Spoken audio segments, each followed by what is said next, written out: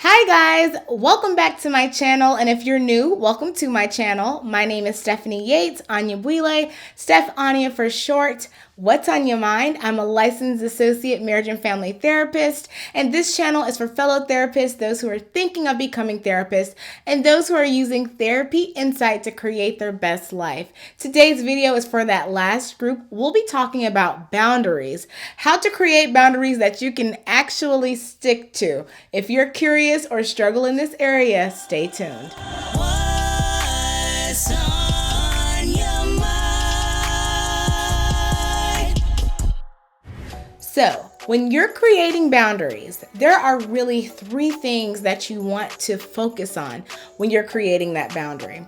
And I'm going to list those out because what I see with my clients a lot of times is that they create boundaries that end up inevitably being difficult or impossible to enforce. And right now, in popular culture where we're all becoming aware of what a boundary is and recognizing their importance in preserving our peace, I wanted to make sure you guys had some guidelines for how to best implement them. So the first thing is with my clients, I always try to make sure that they make boundaries that are measurable. And the reason I say this is because what I find most of the time is that people create boundaries that are way too vague. They say, I'm going to give them less access to me. I'm going to be less available. I'm not going to call them, right? Just blanket statements or too vague of statements. And so what I encourage you to do instead is to make measurable boundaries. So boundaries aren't only from people, they can be from situations, it can be from an activity. So for example, I've mentioned in previous videos, sometimes we can be really overwhelmed by what's happening in the news, right? So if you are constantly feeling obligated to watch the news, or if you feel like it is your responsibility to stay up to date, that doesn't mean that you have to do that around the clock. And if you're feeling really overwhelmed and burdened by what you're seeing and it's staying with you even when you're not watching, then that lets you know that that's an opportunity to create a boundary. So, measurable. What you want to do is say, okay, what I'm going to do is watch the news twice a day. And I'm going to watch the news 10 o'clock in the morning and 6 p.m. at night, okay? Making sure that you are giving yourself an opportunity to bounce back from whatever it is that is overwhelming or triggering you. Measurable boundaries have numbers. So if you have a person in your life that you talk to them and when you talk to them, they just drain you of your energy, they're very negative, but you want to be there for them. Maybe if you're feeling really overwhelmed and emotionally burdened by them, that's an opportunity to create a boundary. So what you want to do is say, okay, I'm going to speak to this person once a week. I'll give them 2 hours during that once a week call. That is a boundary because what you're doing is establishing rules and parameters that align with your overall goal of managing and creating more peace in your life. So that's what I'm talking about when I say measurable. Think of how can I numerically measure how well I'm doing with this boundary? Because if I just say I want to do less of something or never do something, it's going to be kind of hard for me to track how well I'm progressing in that boundary when, let's say, if I slip up one time, now I've already done it. I can't say I'm never going to call them because I already called them. You want to just see, okay, I said I was going to only talk to them once a week. This week I did 3 times a week, but that's better than the normal 7 days a week that I talk to them. That way you can see, okay, I'm progressing. I'm getting closer to being able to enforce this boundary. And it's totally okay for you to change a boundary if you test it out and it doesn't work well for you.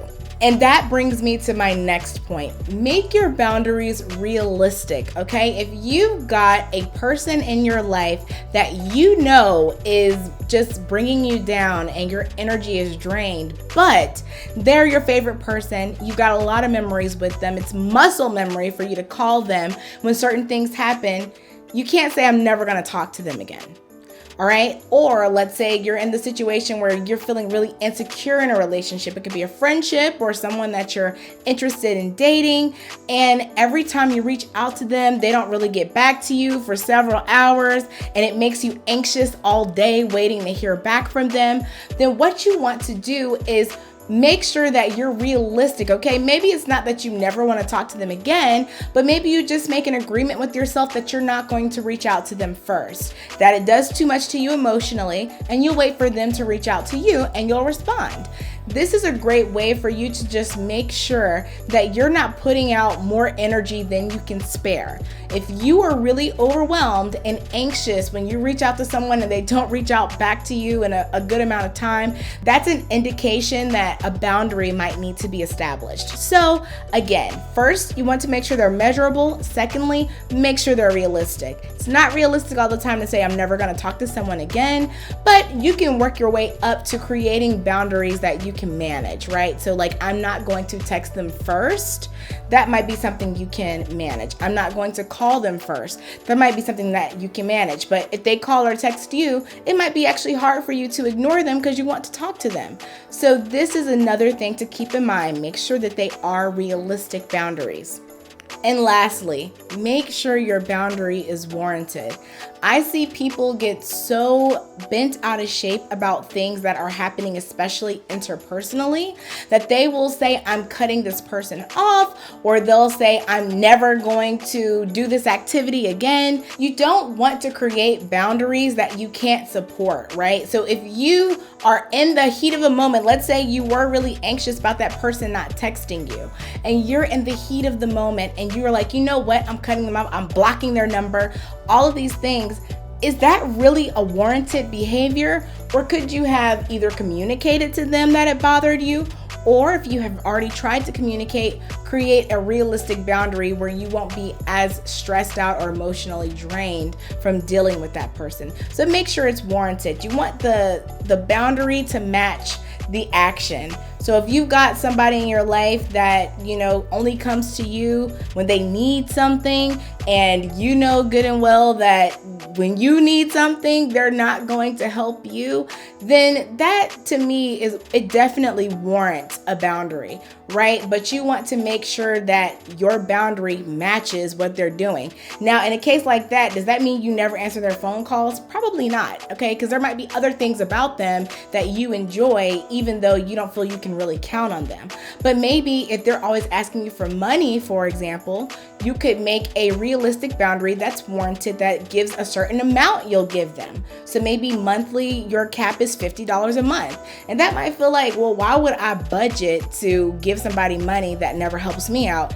If you know you're the kind of person that's going to help somebody, okay, the best thing you can do is at least know yourself and plan around that. You don't want to surprise yourself and then you said you're never giving them any money, and the next thing you know, it's been another month, you've given them $300, right? So giving yourself some realistic boundaries to work yourself around that are measurable and warranted, you know, kind of want the punishment to match the crime. Hate to use that analogy, but you do want to make sure that when you're creating these boundaries, you know exactly why, and it makes sense. You know, if that person, you live with them and they bother you, and so your boundary is that you need an hour in your room by yourself when you get home, that makes sense because you guys live together and they are kind of taking away your energy when you get home from work. So you create your safe haven, you replenish yourself, then you engage.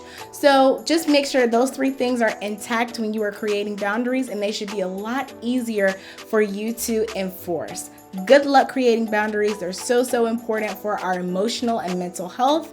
I hope this helps somebody. I ask that you like this video, subscribe to my channel, and comment below if you've ever struggled with boundaries, or if you have some tips that can help people enforce them if you're really good at it. Again, my name is Stephanie Yates Anya, Steph Anya for short.